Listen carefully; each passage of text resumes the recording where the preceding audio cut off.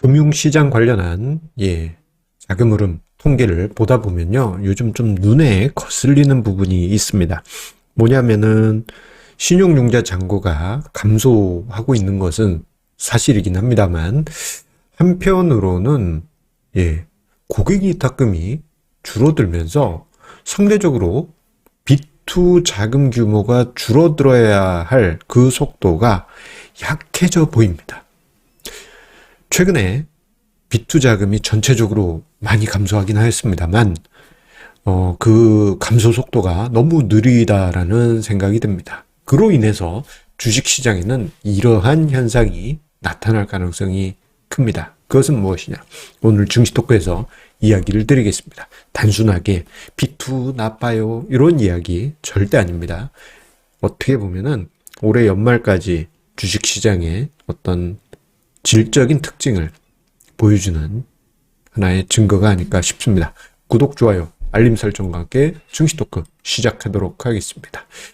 자, 항상 이야기 드립니다만 B2 자금은 전체적인 어떤 절대적인 금액을 파악하기가 어렵죠. 이 빚을 이용해서 주식 투자를 한다라고 하는 것이 신용융자처럼 명확하게 금융시장에서 통계적으로 나오는 부분도 있지만 한편으로는 카드 빚을 이용해서 투자하신 분들도 있을 거고 또는 친구, 아빠, 엄마한테 돈을 빌려서 하시는 분도 있을 거고 아니면 뭐 수탁론이라든가 뭐 미수거래 등등 뭐 다양한 형태의 B2 자금이 있습니다. 그렇기 때문에 전체 B2 규모는 알 수는 없지만 신용융자 통계를 보면 전체적인 추이를 우리가 볼 수 있죠. 그래서 저는 매일같이 금융투자협회 통계 페이지에서 신용융자 잔고와 예탁금 추이를 함께 보고 있습니다. 자, 그 통계를 보게 되면은 올해 신용융자 잔고가 크게 줄어든 것은 맞아요. 올해 초에 23조 원에 이르렀던 신용융자 잔고가 16조 원까지 줄어들면서 이거 거의 한 7조 원대 감소한 수준이죠. 정말 많이 줄어든 건 사실입니다. 지난 1월, 그리고 지난 6월, 그리고 지난 9월 하락장에서 강제 청산이 진행이 되고, 그리고 시장 자체가 워낙, 장기간에 걸쳐서 조정정이 지속되다 보니 투자자 스스로도 이탈하다 보니 신용융자가 감소한 건 맞아요.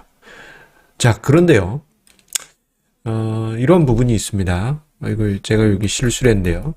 신용융자입니다. 자, 그런데 이런 부분이 있습니다. 뭐냐? 예탁금 대비한 신용융자 비율은 제자리입니다. 제가 예탁금 대비 신용융자 비율을 증시토크에서 자주 다루었기 때문에 요 표 여러분들 이제는 익숙하실 거예요. 그런데 신용융자의 절대적인 금액이 감소해서 16조 원으로 줄어든 건 맞지만 또 한편 우리가 생각해 보면 이 신용융자가 갑자기 쏟아진다라는 가정을 하면 이것을 받쳐줄, 서포트해줄 뭔가가 필요하겠죠. 그 서포트해줄 역할을 하는 것이 바로 고객 예탁금입니다. 자, 그런데 이 고객 예탁금이 신용융자와 를 비교해서 비율이 든든하다면 신용융자가 뭐 쏟아진다 하더라도 버틸 수 있겠죠. 반대로 뭔가 신용융자에 비해서 예탁금이 좀 부족하다 한다면 좀 힘들 수도 있는 것입니다. 뭔가 이제 강제청산으로 내리꼽을 때 서포트 해주거나 어모 사격해주는 힘이 떨어질 수 있는 것이죠. 그래서 예탁금 대비 신용융자 비율을 제가 계속 매일같이 계산해서 추적하고 있는데요. 이 자료를 보시게 되면 대략 40% 선일 때 시장에 이제 한계 내지 부담이 발생되게 되고요. 이게 안타깝게 작년에 발생했습니다. 그리고 30% 선 정도다 한다면 그래, 요 정도면 인정, 안정권이라고 해석할 수 있고 만약에 혹시 20% 선까지 갔다 그러면 이건 진짜 찐바닥입니다. 2020년 3월 코로나 팬데믹 그리고 그 이전 2008년 금융위기 때 20% 언더로 내려왔어요. 대신에 만약에 저런 일이 벌어지게 되면요, 주식시장은 대폭락 또 한번 경험을 할 수도 있습니다. 그래서 저런 일은 없어야 할 텐데요. 문제는 적어도 한 30% 선까지는 가져야 되지 않은가? 우리가 이렇게 생각할 수 있습니다. 네, 안타깝게도 지난 9월 말에 37% 선에 있었던 예탁금 대비 신용융자 비율은 10월 초에 여기 이제 32%까지 제 머리에 가렸네요. 낮아졌지만 10월 24일 기준으로 해서 33.7%까지 다시 높아졌습니다. 은근슬쩍 높아진 것이죠. 왜 이렇게 높아졌느냐? 신용융자 잔고는 크게 감소했어요. 특히 이제 9월 말 이후부터 해서는 신용융자가 9천억 가까이 감소했음에도 불구하고 왜 이런 일이 벌어졌느냐? 예탁금이 더 많이 떨어졌습니다. 2조 5천억 원 감소했습니다. 그러다 보니 예탁금 대비 신용융자 비율이 되레 상승하는 그런 모습이 나타났고, 최근 며칠 사이에는 증시 조정에도 불구하고 신용융자가 또 늘었어요. 이건 아니잖아요. 자, 그런데요, 이 신용융자와 같은 비투자금의 특징은 이런 게 있습니다. 쫓기는 자금. 무엇에 쫓기느냐? 하나는 시간에 쫓기고요. 만기라는 시간. 둘, 가격에 쫓깁니다. 가격 떨어지면 어떻게 돼요? 강제청산, 마진콜, 이런 것이 발생하죠. 그리고 세 번째로는 심리적으로 쫓깁니다.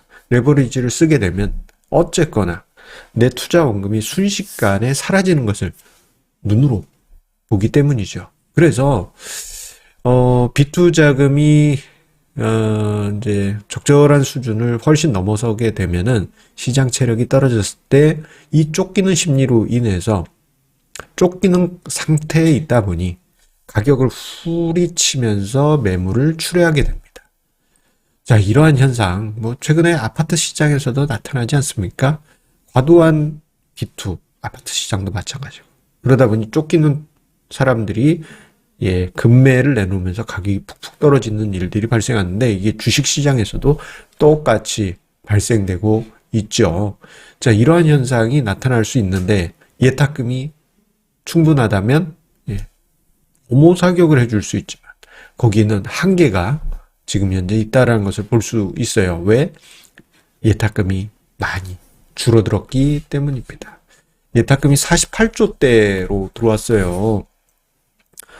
이거 많이 줄어든 겁니다. 작년 이맘때 70 몇 조, 70 한 5조 막 이렇게까지 갔던 고객 예탁금이 현격하게 줄어들지 않았습니까? 증시 침체, 그리고 시중금리 상승, 자금 이탈이 지속이 되다 보니 신용융자가 줄어들었어도 뭔가 엄호사격할 체력에 한계가 있는 것입니다. 자, 그런데 우리가 여기서 시장의 체질이 바뀐다라는 것을 볼 수가 있어요. 뭐냐? 지금 시장 자체는 이러한 좀 불리한 부분이 있지만 최근에 대형주, 코스피 대형주로는 외국인이 컴백하고 있습니다. 은근슬쩍 사고 있죠. 많이 사고 있어요. 자, 그러다 보니 혹시나 돌발 상황이 발생해서 신용의 비투 요게 강제청산이 나온다 하더라도 대형주는요, 예탁금 없어도 돼. 개인 예탁금 없어도 돼. 외국인이 사주니까. 이럴 힘이 있습니다. 대형주는 양호할 수 있어요. 하지만 지금 코스닥하고 스몰캡이 문제입니다. 코스닥하고 스몰캡 같은 경우에는 약간 고평가된 가능성도 있고, 그리고 예탁금이 얇아진 상황이기 때문에 수급상의 불안정성이 발생할 수 있는 것이죠. 이게 올해 연말까지 나타날 가능성이 있습니다. 왜냐? 올해 연말까지 금융투자 소득세 관련한 법안, 이거 민감한 이슈입니다. 이거 이제 변수로 남아있기도 하고, 그리고 연말이 되면 사람들이 일단 연말이 되니 팔고 보자. 일단 정리하고 제로 베이스에서 다시 새해를 시작하자. 이런 분들이 많이 있어요. 그러다 보니 이제 연말에 좀 부담스러운 매물이 쏟아지는 경우가 있습니다. 이런 상황에서 비투자금 중에 강제 청산되는 부분이 있다. 이건 종목에 따라 틀리겠지만 그 종목이 만약에 대형주라면 선방할 수 있지만 중소형주나 코스닥 시장에서는 좀 안타까운 상황이 발생할 수 있고 경우에 따라서는 도미노 매물이 발생할 수 있습니다. 자, 그런 이유 때문일까요? 자, 오늘 장중 흐름을 보시게 되면요. 자, 코스피 시장은 플러스권으로 해서 긍정적인 흐름이 만들어졌죠. 이에 반해서 코스닥과 스몰캡 같은 경우 하락세가 이어집니다. 뭔가 이게 무겁지 않습니까? 코스피는 오후 이후에 조금 이렇게 하더라도 뭐 저 정도? 그래도 플러스야.